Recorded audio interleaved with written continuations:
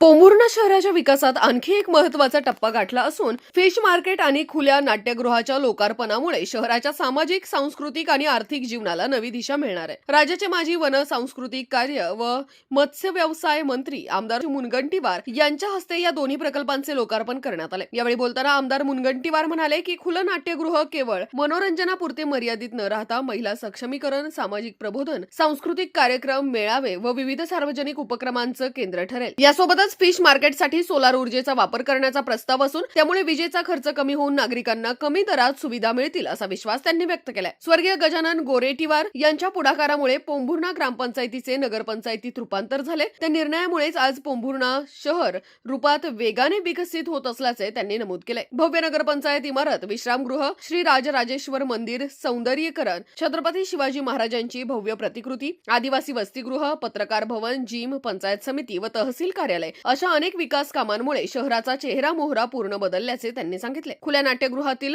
नटराजाची भव्य मूर्ती स्थानिक कलाकारांसाठी प्रेरणास्थान ठरेल. पोंभुर्ण्यातील कलाकारांना एक दिवस मुंबईतील गेटवे ऑफ इंडिया पर्यंत आपली कला सादर करण्याची संधी मिळेल असा विश्वासही त्यांनी व्यक्त केलाय. दरम्यान पोंभुर्णा शहरातील पाणी टंचाईची समस्या लक्षात घेऊन येत्या 7 वर्षात 42 कोटी रुपयांची संपूर्ण पाणी पुरवठा योजना राबवण्याची घोषणा करण्यात आली आहे. जुन्या व जीर्ण झालेल्या पाईपलाईन बदलून नागरिकांना नियमित व शुद्ध पाणी पुरवठा केला जाईल. शहरातील रस्त्यांच्या दुरुस्ती व नव्या विकासासाठीही आवश्यक तेवढा निधी उपलब्ध करून देण्यात येईल. छत्रपती शिवाजी महाराजांच्या प्रतिकृतीपासून जाणारा जुना रस्ता पूर्णपणे नव्याने विकसित केला जाणार असल्याचेही यावेळी स्पष्ट करण्यात आले. धान उत्पादक शेतकऱ्यांसाठी प्रति हेक्टरी 20,000 रुपयांच्या बोनस बाबत मुख्यमंत्र्यांशी लवकरच चर्चा करून आग्रही मागणी करण्यात येणार असल्याचे आश्वासन आमदार मुनगंटीवार यांनी दिले. पोंभुर्णा नगरपंचायतीसाठी स्वतंत्रपणे 2 कोटी रुपयांचा विकास निधी देण्यात येणार असून नगरपंचायतीवर कोणताही आर्थिक ताण न येता विकास कामे गतीने पूर्ण केले जातील असंही त्यांनी स्पष्ट केलं. या कार्यक्रमाला नगराध्यक्ष, नगरसेवक, अधिकारी, विविध सामाजिक संघटनांचे पदाधिकारी तसेच नागरिक मोठ्या संख्येने उपस्थित होते.